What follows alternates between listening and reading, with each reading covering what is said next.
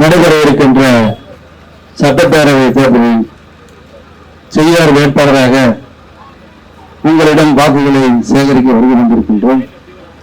கழகத் தலைவர் தளபதியாருடைய ஆசையோடு ஜனநாயகத்தில் நம்பிக்கை வைத்திருக்கின்ற தலைவர்கள் எல்லாம் ஒருங்கிணைத்து இன்றைக்கு வெற்றி கூட்டணி அமைத்து இன்றைக்கு கிராமங்கள் தோறும் நாங்கள் வாக்குகளை சேகரிக்கிறோம் என்று சொன்னால் 5 ஆண்டுகளுக்கு முன்பாக கிராமத்துக்கு வந்து வாக்கு சேகரிக்கின்ற பொழுது தலைவருடைய திட்டங்களையும் நாங்கள் ஆட்சிக்கு வந்தால் இந்த கிராமத்துக்கு என்ன செய்வோம் என்று சொல்லி வாக்குகளை கேட்டோம்.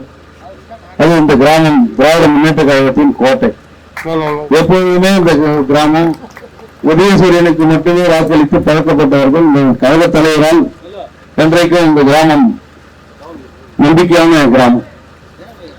இந்த கிராமத்துக்கு தேவையான சாலை, இந்த தார் சாலை, பொதுப்பணி மற்றும் நெடுஞ்சாலைத்துறை அமைச்சர் அவர்கள்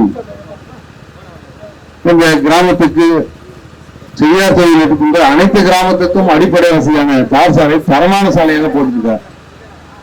அது மட்டுமல்ல, அண்ணா மறுமலர்ச்சி திட்டத்தை கொண்டு ஒவ்வொரு கிராமத்துக்கும் சிமெண்ட் சாலை, பவர் பிளாக் சாலை, இப்படி எண்ணற்ற பணிகள் நடைபெற்றுக் கொண்டிருக்கிறது. பஸ் சொன்ன நம்மளுடைய ஒன்றிய செயலாளர் ஒரு பெரிய போராட்டத்துக்கு பிறகு இந்த பகுதியில் சென்னைக்கு பஸ்ஸஸ் போகணும் என்று சொன்னார். அதையும் பஸ் விட்டோம். பல்வேறு பணிகள் செய்துவிட்டு வாக்குகளை சேகரிக்கிறோம்.